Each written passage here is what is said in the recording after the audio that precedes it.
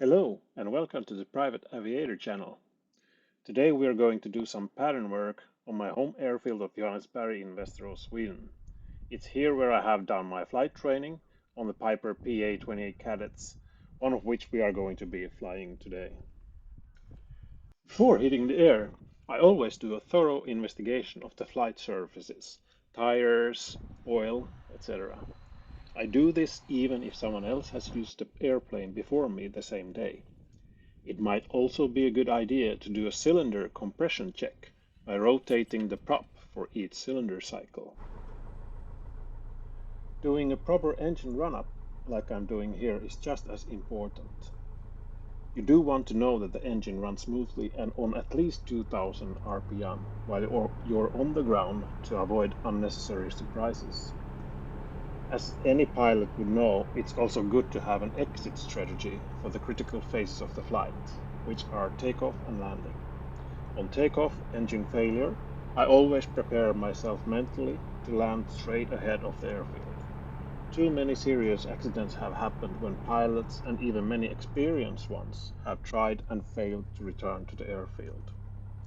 In my example, I know there is a golf club at the end of the airfield. That's a much better option than forced landing halfway back on the residential area. I should also remark that I am a private pilot and not the flight instructor. If unsure about the plane or the pattern, please book a slot with your local FI. It's a pretty cheap life insurance in the end.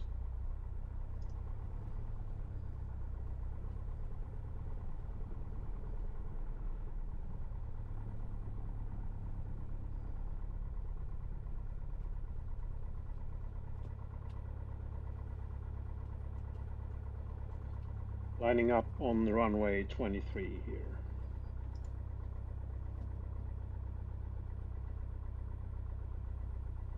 Final check, mixture rich, carb heat on, fuel pump on. I like to start with one notch of flaps, but I know that's a Swedish thing to do.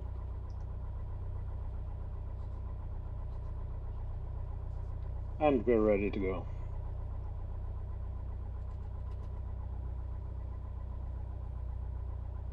We have a little bit of wind from the left, so I will place the flight controls into the wind to get a more stable roll.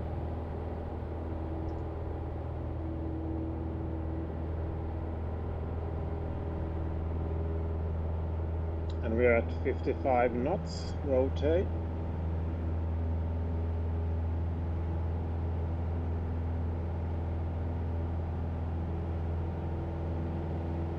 It's one of the first warmer days in the spring, so it's some turbulence.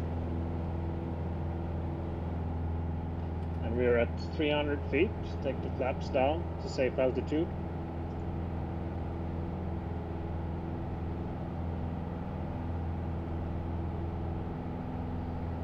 There is a no-fly zone straight ahead, so we are going to turn around soon for the downwind leg here.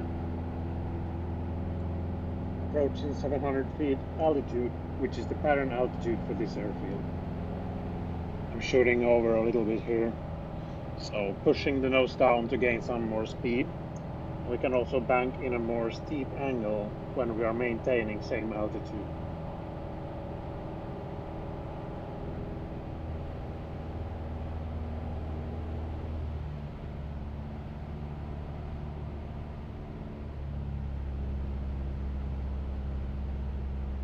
Now we are on the downwind leg and I have the runway to my left. I'm a little bit high, so I'm adjusting the engine revs for that. Also starting to prepare for landing. Usually checklist is fuel pump on. This is already set here since the takeoff was so close. One notch of flaps, carb heat on, landing light on. We are not using landing light here.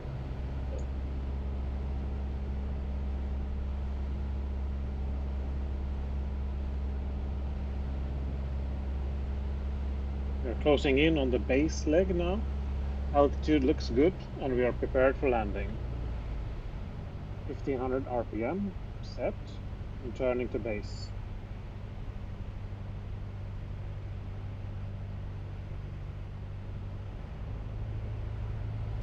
Taking out a little bit more flaps.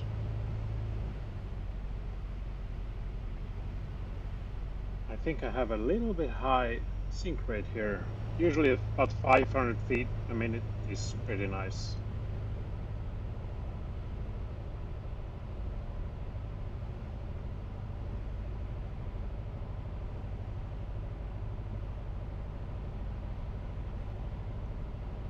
Now we're starting to see the rock, but we're a little bit low here.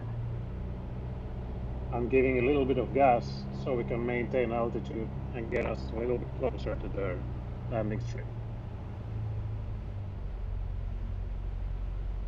That's it. Time for the last notch of flaps.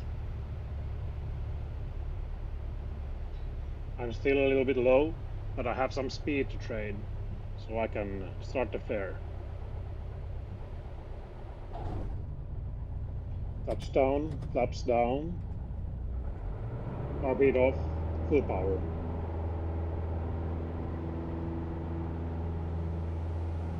I'm using the omni-bearing selector knob, which is usually used for VOR radio navigation, to keep track of my landings. Next up, we're going to do a power off landing. This is done at a safe altitude, which on our pattern is 900 to 1000 feet. I need to be careful though not to overshoot, as there is another airspace about 1000 feet here, and we need a separate clearance to fly into that. The basic idea is to power off the engine completely parallel to the threshold of the runway on the downwind leg, and to glide down and do a safe landing without any engine power. Since we are only practicing, we can always give power to the engine should we feel the need to do that. It's a good skill to master though, should the need arise. Now let's fast forward to the start position for the power off landing, parallel to the runway threshold on downwind. The FAA defines the power off 180 approach and landing as an approach and landing made by gliding the engine idling from downwind to touchdown beyond and within 200 feet of a designated line or mark on the runway.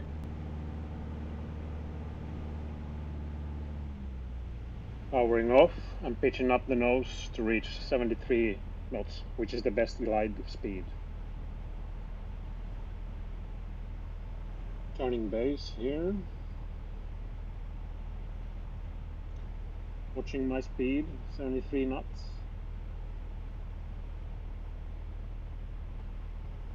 Aiming for the correct speed. When we are established on base, the wind is pushing us away from the runway unless a crab angle to the left is initiated, which offsets the sideward push of the crosswind. I missed this crab a little bit and we are coming somewhat low on the approach. That's why I'm still waiting to take out more flaps, which would reduce my speed and shorten my glide distance. Excess flap usage too soon will cause you to land short of your desired spot and probably well short of the runway. Full flap now.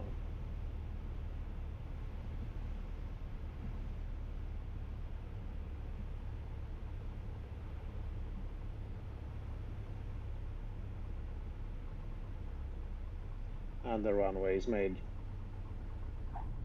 Touchdown, flaps down, full power. Let's try another landing. On base here, turning towards the airport, 2 flaps out, and we are a little bit right of the runway this time. We have some time to correct this because we have altitude and speed for it. And now we're stabilized for approach.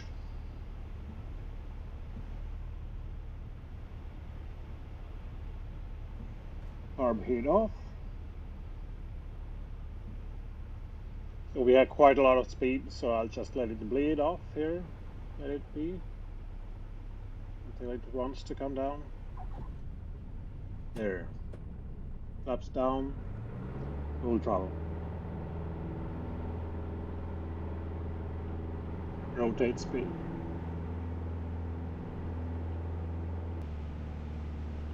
I'm going to do one more landing just to get the landing right.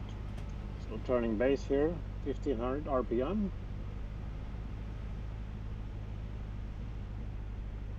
A little bit more sync rate here. This looks perfect now. Try to go straight a little bit just to get some base. Really nice descent rate here, 500 feet per minute. Turning final.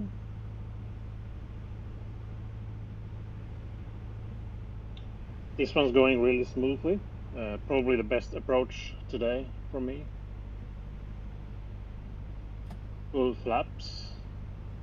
Arm heat off. Reduce the throttle. We will make the runway. Watching the speed. So everyone has their own cues. One of my cues is to have 65 knots over the threshold of the runway.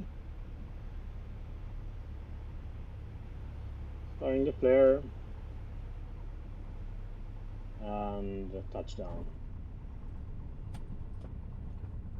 Thanks for watching and see you next time.